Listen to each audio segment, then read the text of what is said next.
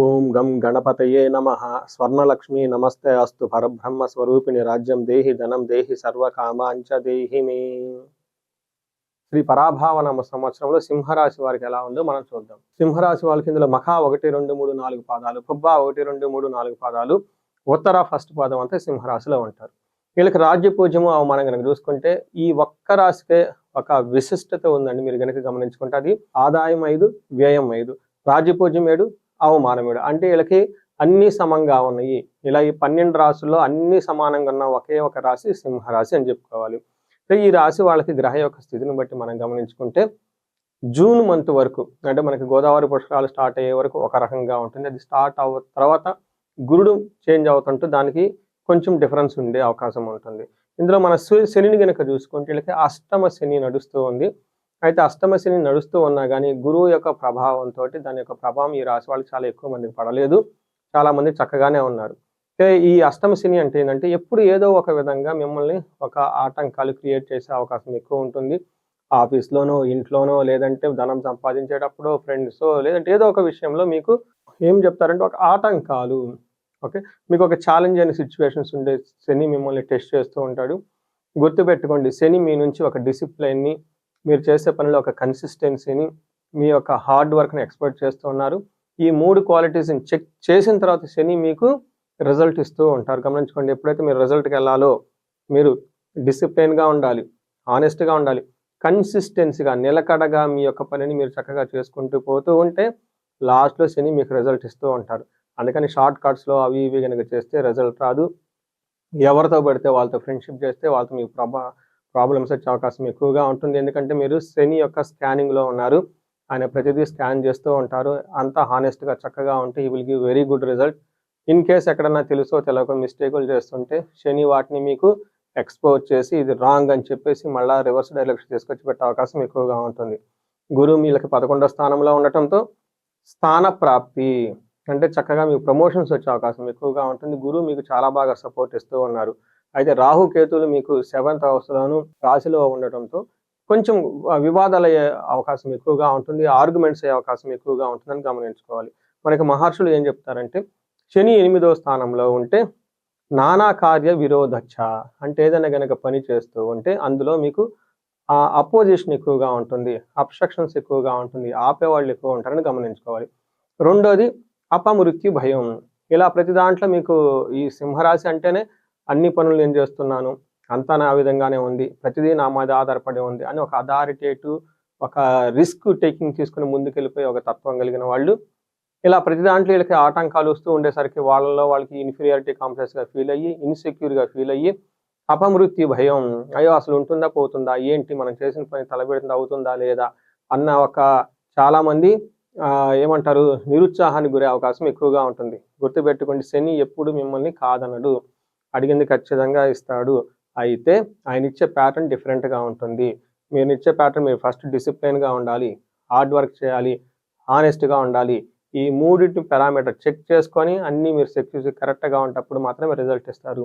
శని కనుక రిజల్ట్ ఇవ్వటం స్టార్ట్ చేస్తే వేరే ఏ గ్రహం ఇవ్వనంతగా ఇస్తారు.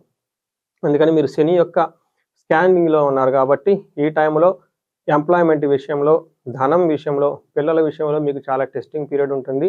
అయితే ఇది సింహరాశి కాబట్టి వాళ్ళకి సహజంగా ఆ బోల్డ్నెస్, సూర్యుడు వచ్చే స్థానంలో ఉండే రాశి కాబట్టి ఇలాంటివన్నీ చక్కగా మీరు చేసుకొని వెళ్తారని చెప్పేసి మీరు చక్కగా అధిగమించేసి ముందుకెళ్ళిపోయే అవకాశం ఎక్కువ ఉంటుందని మనం తెలుసుకోవచ్చు. అయితే కొన్ని రకాలైన తమిళానికి సంబంధించిన గ్రంథాలలో సింహరాశి వారికి శని అంత ఎక్కువగా ఇబ్బంది పెట్టరు అని కూడా ఒక నానుడి ఉందండి. బట్ అది ఎంతవరకు అనేది అయితే చెప్పలేను. బట్ వేదిక ఆస్ట్రాలజీ ప్రకారం అయితే శనికి అలాంటి పక్షపాతం ఏమి ఉండదు, ఆయన డ్యూటీ 100% చేస్తారని కూడా స్క్రిప్చర్స్లో ఉంది. శని మిమ్మల్ని లాగుతూ ఉన్న బ్యాక్కి, గురువు మిమ్మల్ని ముందుకు తోస్తూ ఉన్నారు. పుల్ అండ్ పుష్ స్ట్రాటజీ అంటారు అనమాట మనకి మేనేజ్మెంట్లో. ఇలా వీళ్ళకి ఉండటం ఏమవుతుంది, యశో వృద్ధి, అంటే కీర్తి ప్రతిష్టలు బాగుంటుంది, సర్వత్ర విజయము సుఖము. సో మీకు ఇప్పటి వరకు లాస్ట్ మే నుంచి రేపు వచ్చే జూన్ వరకు కూడాను ఈ సర్వత్ర విజయం సుఖము, ఎన్ని ఇబ్బందులు ఉన్నా కానీ ఫైనల్గా మీరు సక్సెస్ని అందుకుంటారు. శత్రునాశాంత, మీకు శత్రువులు అనేవాళ్ళు ఎవరు ఉండరు. ధర్మసిద్ధి, అంటే ఈ టైంలో మీకు మంత్రసిద్ధి అంటారు. అంటే ఏదైనా గనక మీరు ఒక మంత్రం జపించిన లలిత సహస్రనామం కానివ్వండి, విష్ణు సహస్రనామం కానివ్వండి, ఎన్ని మంత్రాలు మనకి శ్రీ విద్యా ఉపాసకులు ఎంతోమంది ఉన్నారు. అలా కొంత గాయత్రి మంత్రం జపించే వాళ్ళున్నారు. హరే రామ, హరే కృష్ణ మంత్రం, మూల మంత్రం జపించే వాళ్ళున్నారు. ఇలా రకరకాల మంది ఉన్నారండి. ఈ రాశిలో వాళ్ళు గనక ఈ సంవత్సరంలో అలా మంత్ర ఉపదేశం జరిగిన వాళ్ళు గనక మంత్రం జపిస్తే, ఆ మంత్ర అనుష్ఠాన దేవత వాళ్ళకి ఖచ్చితంగా సిద్ధించి ఎన్నో రెట్లు హెల్ప్ చేసే విధంగా ఉంది ఈ రాశి వాళ్ళకి. అలానే ఈ రాశి వాళ్ళకి పెళ్ళయ్యే అవకాశం ఎక్కువగా ఉంటుంది. పిల్లలు పుట్టే అవకాశం ఎక్కువగా ఉంటుంది. సోదరీమణుల నుంచి మంచి సపోర్ట్ ఉంటుంది. అయితే ఇదంతా మనకి ఎక్కువగా హైలీ పాజిటివ్ మనకి బిఫోర్ గోదావరి పుష్కరాలు వచ్చే టైంలో ఉంటుంది. అయితే ఇప్పుడు శని కొంచెం మారటంతోటి ఇంతకు ముందు లేనంత స్మూత్‌గా వెళ్ళే అవకాశం ఉండదు. కానీ ఓవరాల్‌గా ఎడ్యుకేషన్‌కి సంబంధించిన విషయాల్లో బాగుంటుంది. మనకి హెల్త్ విషయంలో అయితే బాగుంటుంది. బట్ ఎక్కడ ప్రాబ్లమ్ అంటే స్థానభ్రష్టం దారిద్ర్య శుభమోలో వ్యయకృత్ అంటారు. అంటే ఈ రాశి వాళ్ళు శుభకార్యాలు విపరీతంగా చేయటం వల్ల విపరీతంగా ధనం ఖర్చయ్యే అవకాశం ఎక్కువ ఉంటుంది. సడన్‌గా పెళ్లి చేయటమో, ఇల్లు కట్టటమో, లేదంటే ఏదైనా గనక ఒక పెద్ద పనిని తలపెట్టేసి దానికి చాలా డబ్బైతే కావాల్సి ఉంటుంది. టోటల్‌గా చూసుకుంటే పదవిలో కూడాను అంటే ఏదైతే పనులు చేస్తూ ఉన్నారో అందులో కొంచెం అవమానాలు ఎదుర్కొనే అవకాశం ఉంటుందని గమనించుకోవాలి. ఇది కూడాను గోదావరి పుష్కరాల తర్వాత. రాహుకేతువులు మీకు సింహరాశికి ఎదురుగ్గా ఉన్న కుంభరాశిలో ఉండటం వల్ల ఏమవుతుంది అంటే వీళ్ళకి సర్వ ధన ధాన్య ఫలం స్వల్పం అంటారు. అంటే వీళ్ళకి ఏదైనా గనక పని చేస్తే ఆదాయం ఖచ్చితంగా ఉంటుంది. అయితే ఇంతకుముందు రూ. 100 వచ్చే చోట ఈ గోదావరి పుష్కరాల తర్వాత రూ. 80 ప్రాఫిట్ వచ్చే అవకాశం ఎక్కువగా ఉంటుంది. అంటే అనుకున్నంత ఎక్స్‌పెక్టెడ్ విధంగా ప్రాఫిట్స్ అయితే రావు. అయితే అది కూడాను మీకు టెంపరరీయే కాబట్టి మీ యొక్క ఎఫర్ట్‌ని మీరు చక్కగా సిన్సియర్‌గా పెట్టుకుంటూ పోతే ఎప్పుడైతే జనవరి తర్వాత ఈ రాహుకేతువులు మారటంతోటి మీకు చక్కగా బాగా అభివృద్ధి వచ్చే అవకాశం ఎక్కువగా ఉంది. సో చూసారు గదండీ! ఒక గ్రహాల ప్రకారం గనక చూసుకుంటే ఈ సింహరాశి వాళ్ళకి ఎలా ఉందో మనం చూసాం. ఇప్పుడు నక్షత్రాల ప్రకారం చూద్దామండి. సింహరాశిలో మఖ, పుబ్బ, ఉత్తర 3 నక్షత్రాలుంటాయి. మఖా నక్షత్రం ఇది చాలా చాలా ఇంపార్టెంట్ నక్షత్రం. టోటల్ 27 నక్షత్రంలో ఏదైనా ఒక నక్షత్రం చాలా ఈజీగా త్వరగా ఇది పవర్ స్టార్ అని కూడా అంటారు.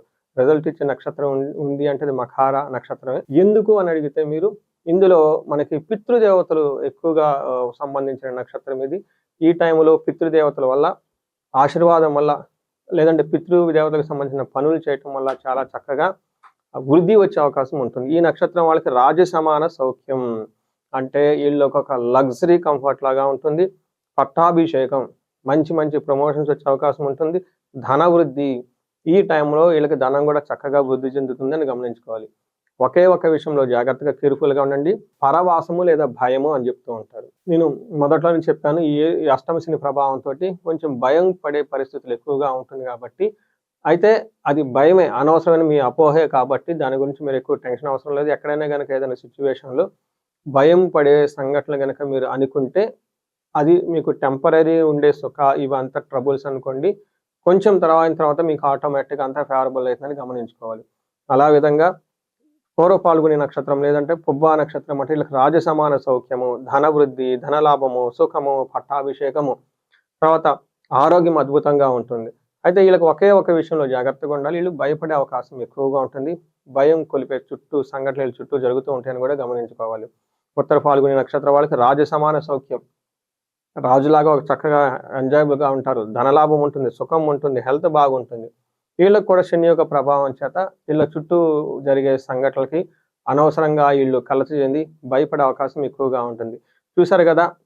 మై ఫేవరెట్ రాశి సింహరాశి వాళ్ళకి శ్రీ పరాభావనామ సంవత్సరంలో ఎంత బాగుందో చూసుకున్నారు. అయితే అష్టమ శని ఉన్నది అన్నది మాత్రం నిజం. దీనితో దానివల్ల కొంచెం స్లోగా ఉంటుంది. గురువు కూడాను గోదావరి పుష్కరాల తర్వాత కొంచెం మీకు స్లోని కలగజేసే అవకాశం ఎక్కువగా ఉంటుంది. ఈ టైంలో పర్టిక్యులర్‌గా జూన్, ఆగస్టు తర్వాత అక్కడ నుంచి ఒక ఫస్ట్ 6 మంత్స్ కొంచెం మీరు ప్రతి విషయంలో స్లోగా ఉంటే చాలా బెటర్. దూకుడుగా ఎళ్ళకుండా, నచ్చిన వాళ్ళతో ఎవరు పడితే వాళ్ళతో పరిచయాలు పెంచుకోకుండా, ఎక్కడ పడితే అక్కడ డబ్బులు ఇన్వెస్ట్ చేయకుండా, ఒక మొండిగా, బ్లైండ్‌గా ఎళ్లి తప్పు చేయొద్దు. అమెరికా నుంచి ఒక బిజినెస్ మ్యాన్ ఫోన్ చేశారు నాకు. వాళ్ళది కూడాను ఈ సింహరాశిలోనే ఉంది. ఏమంటే వేరే ఛానెల్‌లో నా వీడియోలు చూసి కాల్ చేశారు. వెంటనే మీరు చెప్పినవి చాలా వరకు నా దగ్గర జరుగుతూ ఉన్నాయండి. అనవసరంగా నేను డబ్బులు ఎక్కడో ఇన్వెస్ట్ చేయాల్సొచ్చింది. అది మీరు చెప్పిన దాని యొక్క ఇంపాక్ట్ నాకు తెలుస్తూ ఉంది అని వాళ్ళు చెప్తూ ఉన్నారు. చాలా సంతోషం వేసింది. అలా ఒక అమెరికాలో బిజినెస్ పీపుల్ బాగా ఎస్టాబ్లిష్ అయిన వాళ్ళు 23 ఇయర్స్ నుంచి నాకంటే పెద్దవాళ్ళు బాగా వయసులో కాల్ చేసి ఇలా ఫీడ్‌బ్యాక్ ఇవ్వటం, మ్యాచ్ అయిందనుకోవటం. ఇలా ఈ యొక్క గ్రహస్థితులను మనం చెప్పుకునే దాన్ని బట్టి అనుకూలంగా ఉన్న టైంలో చక్కగా ఫాస్ట్‌గా వెళ్ళండి. ఎక్కడైతే ప్రతికూలంగా ఉందో కొంచెం ఆగండి, స్లో డౌన్ అవ్వండి. అయితే ఈ రాశి వాళ్ళకి పరిహారాల కింద చూసుకుంటే శని పిప్పలాద స్తోత్రం అని ఉంటుందండి. ఇది యూట్యూబ్‌లో కానివ్వండి, గూగుల్‌లో గాని చేసుకుంటే మీకు ఈజీగా వస్తుంది. 4, 5 లైన్‌లు ఉంటుంది. చాలా చాలా చిన్న శ్లోకం. ఉదయం, సాయంత్రం చక్కగా భక్తిగా చదువుకుంటూ ఉండండి. హనుమాన్ చాలీసా రెగ్యులర్‌గా చదువుకుంటూ ఉండాలి. వీటితో పాటు మీకు శని పాశుపత అభిషేకము లేదా శనికి సంబంధించిన సంపూర్ణ శాంతి పూజలు అంటారు. అంటే శని గ్రహానికి జపాలు, దానాలు, తర్పణాలు, హోమాలు ఇలా ఒక చేసే ప్రక్రియ ఉంటుంది. ఈ ప్రక్రియ ద్వారా శని పెట్టే ఇబ్బందులను చాలా తగ్గించుకోవచ్చు. అలానే వీళ్ళకి పాండిచ్చేరి దగ్గర తిరునల్లారు అని ఒక క్షేత్రం ఉంటుంది. ఖచ్చితంగా దర్శనం చేసుకోండి. ఇంతవరకు చాలా బాగుంటుంది. ఇంతే కాకుండా వీళ్ళకి 7th హౌస్‌లో లగ్నంలోకి రాహు, కేతులు ఉండటంతోటి సుబ్రహ్మణ్యేశ్వర స్వామి మూల మంత్రం కానివ్వండి, సుబ్రహ్మణ్యేశ్వర స్వామి ఎక్కువగా దర్శించుకోవటము, దుర్గాదేవిని దర్శించుకుంటూ దుర్గాదేవి మంత్రాన్ని దుర్గా సప్తాస్లోకి లేదంటే దుర్గా కవచం ఇవి చదువుకుంటూ ఉంటే చాలా బాగుంటుంది. ఇదంతా మనకి గోచారం యొక్క దాన్ని బట్టి. ఇన్ కేస్ ఎవరికైనా వాళ్ళ యొక్క ఇండివిడ్యువల్ జాతకంలో వాళ్ళ లైఫ్ 35-45 ఉంది అనుకుంటే, ఈ 35-40 ఆర్ 45 ఉన్న ఏజ్ దీన్ని మిడిల్ ఏజ్ గ్రూప్ లేదా మిడిల్ ఏజ్ అంటూ ఉంటారు. ఎక్కడైనా గనక గ్రోత్ డౌన్‌గా అనిపించింది, ప్రాబ్లమాటిక్‌గా అనిపించింది, అనుకున్నంత ఫ్లో మాకు లేదు అనుకుంటే, ఇండివిడ్యువల్ జాతకం చూపించుకోవడం చాలా చాలా ఉత్తమం. ఎందుకు అంటే, ఈ టైంలో మీకు పూర్వజన్మ నుంచి వచ్చిన కొన్ని బ్లాకేజెస్, కర్మలు మీ గ్రోత్‌ని అడ్డుపడుతూ ఉంటాయి. గమనించండి, ఈ టైంలో వాటిని మనకి శాపాలు అంటారు. పితృశాపం, బ్రహ్మశాపం, మాతృశాపం, స్త్రీ శాపం, లైక్ బ్రహ్మశాపం, గురుశాపం, రకరకాల శాపాలు ఉంటాయి. 11, 13 రకాల మామూలు పాపులర్ అయిన శాపాలు ఉంటాయి. వీటిలో ఏమైనా గనక మీకు ఉండి అడ్డుపడుతున్నాయా అని గమనించుకొని ఆ బ్లాకేజెస్‌ని తొలగించుకోవడం చాలా చాలా ఉత్తమం. దీనితో పాటుగా ఏదైనా గనక గ్రహం గనక మీకు దోషపూరితంగా ఉండి షష్టమంలోనో, అష్టమంలోనో ఉండి ఆ దశలు, అంతర్దశలు మీకు నడుస్తూ ఉంటే, లేదంటే మీకు కాలసర్ప దోషం ఇలాంటి రకరకాల దోషాలు ఏమైనా గనక ఉంటే అవి చూసుకొని వాటిని ప్యూరిఫై చేసుకొని చక్కగా తగు పరిష్కారాలు చేసుకుంటూ ఉంటే ఈ రాశి వాళ్ళకి 10 లైఫ్‌లో ముందుకెళ్ళే అవకాశం చాలా ఎక్కువగా ఉంటుంది. ఈ రాశి వాళ్ళకి అష్టైశ్వర్యాలు కలగాలని, భోగభాగ్యాలు కలగాలని శ్రీ పరాభావన సంవత్సరంలో వీళ్ళు అత్యంత మీకు చాలా బాగుంది. రాజసమాన సౌఖ్యం, పట్టాభిషేకం ఇవన్నీ ఉన్నాయి కాబట్టి మంచి మంచి పోస్టులు మీరు అలంకరించుకొని హ్యాపీగా ఉండాలని చెప్పేసి నేను కోరుకుంటున్నాను. నమస్తే.